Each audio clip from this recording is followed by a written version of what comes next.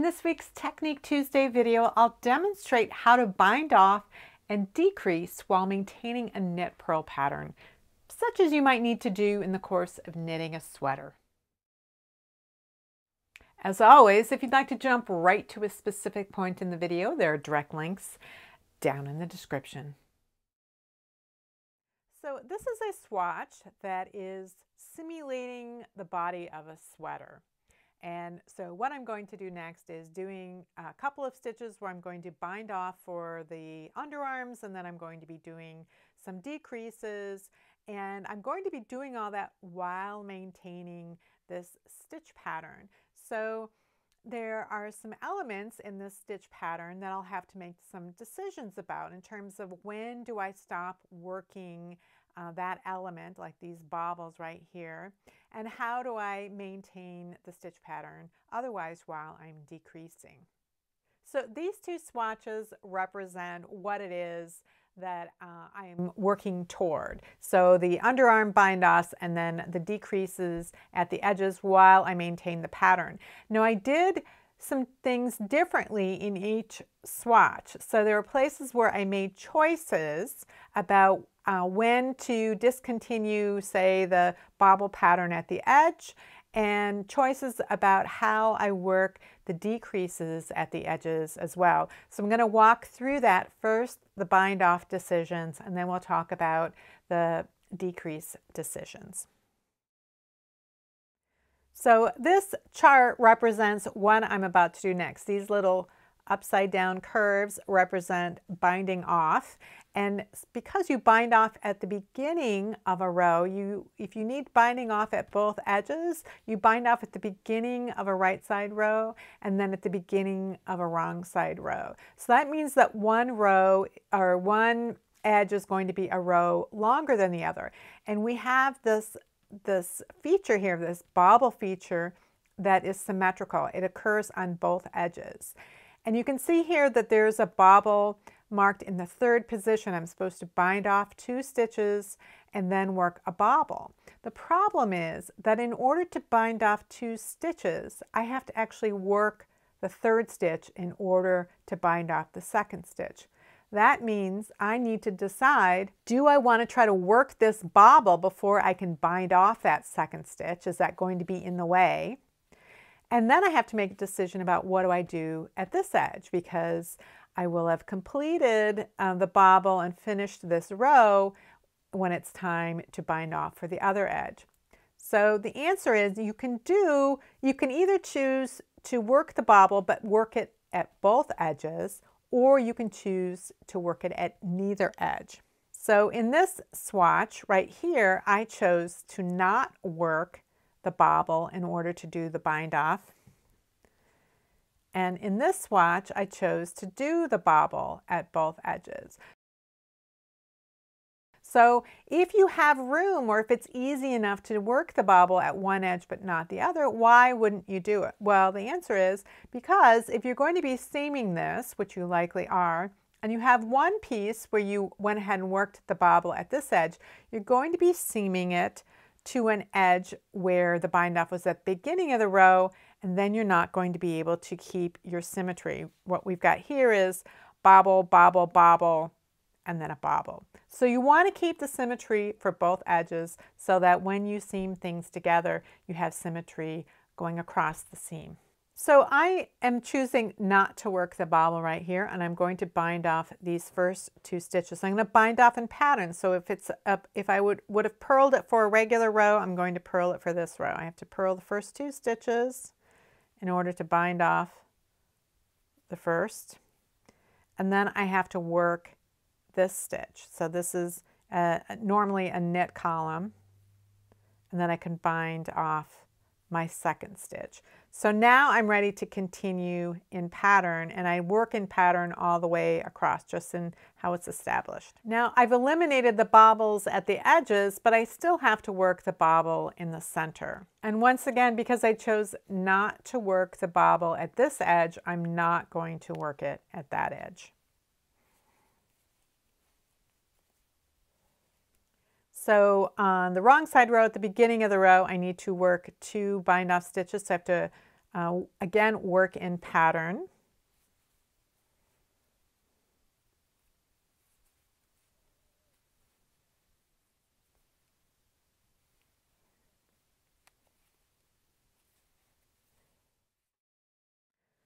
Okay, so now I'm ready to work on my decreases. I want to decrease on every right side row, and I want to decrease at each edge.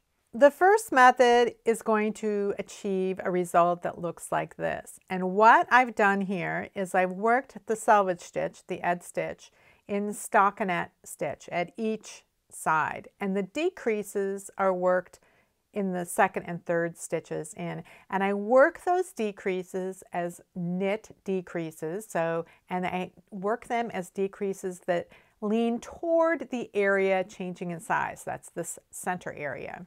So the decreases have leans like this. That means at the beginning of a row, I'm working an SSK, and at the end of the row, I'm working a knit two together. And what this does, by working the selvage in plain stockinette, and not working the decreases in the edge, that leaves a nice edge of stitches that I can use later I can easily seam in here without the decreases being in the way. Or if it was an edge where I was going to need to pick up stitches, again, I could pick up stitches along a clean line of stitches and not have to worry about it being interrupted by decreases. So when this edge stitch goes away, either from seaming or from picking up stitches, what you'll have left is this line of knit stitches that kind of frames the regular stitch pattern in the center.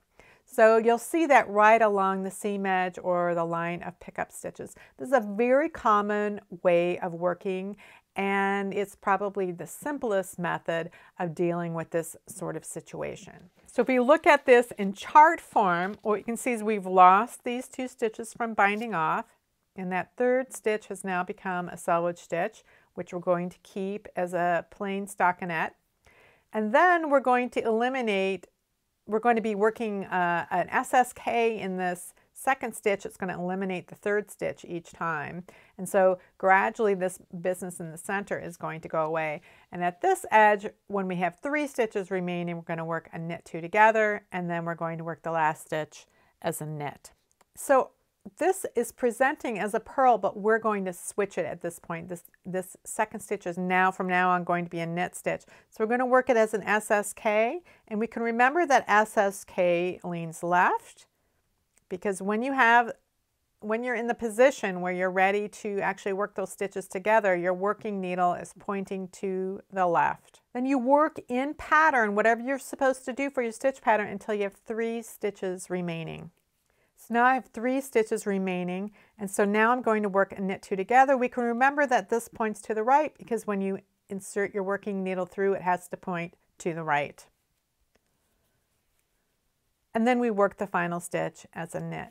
So this is how we establish what we're doing, and we're going to work this way in every single row. So what you're keeping in pattern is the stitches, the original stitches. You don't think, well, the beginning of the row always started with a knit stitch, or it always started with a purl stitch before when I was working in the entire pattern. You don't think about that. You think about, what does this column of stitches, how has this column of stitches been worked before, and that is what I have to maintain.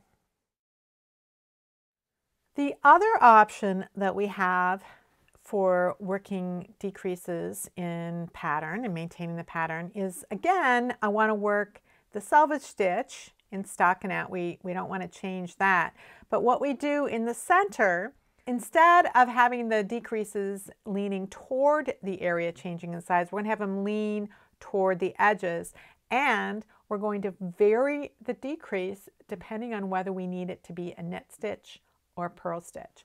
So when we eliminate this selvage stitch along the edge, when it disappears either from picking up stitches or from seaming, what you're going to get is the stitches as they are meant to appear, rather than having that line of knit stitches along the edge.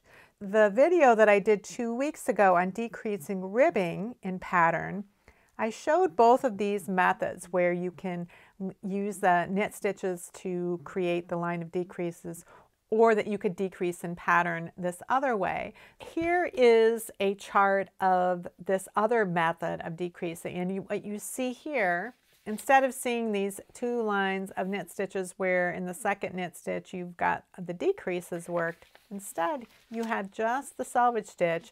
The decreases are worked in pattern, and what you're eliminating is the stitch that's adjacent to the selvage. So you're maintaining the stitch pattern of the third stitch in, and you're getting rid of the second stitch each time. So let me show you how that works. So we always work the selvage as a knit stitch.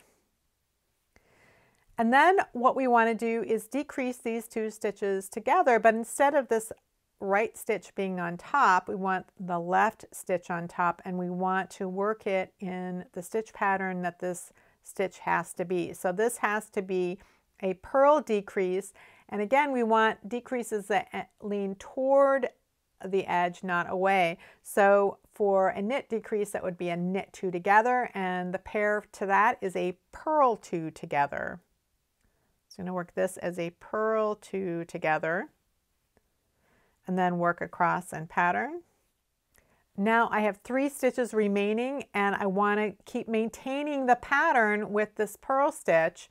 So I have to work a purl decrease that puts this, this purl stitch on top. If we were working knit decreases and we wanted a decrease that pointed toward the edge, it would be an SSK. So the purl version would be an SSP. Slip 2 stitches as if to knit, just like with an SSK, but we return them to the left-hand needle. Bring the yarn in front, and now we have to purl through the back. So we have to aim the needle at ourselves in order to come through the back, and then we can purl those 2 stitches together. And then again, the final stitch is always worked as a knit. In this video, I described the decisions you might need or want to make when it's time to bind off or decrease stitches in pattern. I only briefly demonstrated how to work specific types of decreases, so if you're not familiar with how to work the 4 basic types of single decreases, I have a playlist of videos on decreases and increases that you might find helpful. They include lots of tips on how to remember which is which, as well as remembering how to execute them. When it comes to knitting, we always have choices, and often those choices are based on personal aesthetics or what we find easiest to remember or easiest to execute. You may find that you prefer one approach with certain types of stitch patterns, but another approach with other types of stitch patterns. Try out your choices on a swatch to see what you prefer in a given situation. If you have any comments or questions about today's video or suggestions for videos you'd like to see in the future, you can leave those down in the comments below or join the discussion in my Ravelry group, Rocks. Thanks for watching, and I'll see you next week.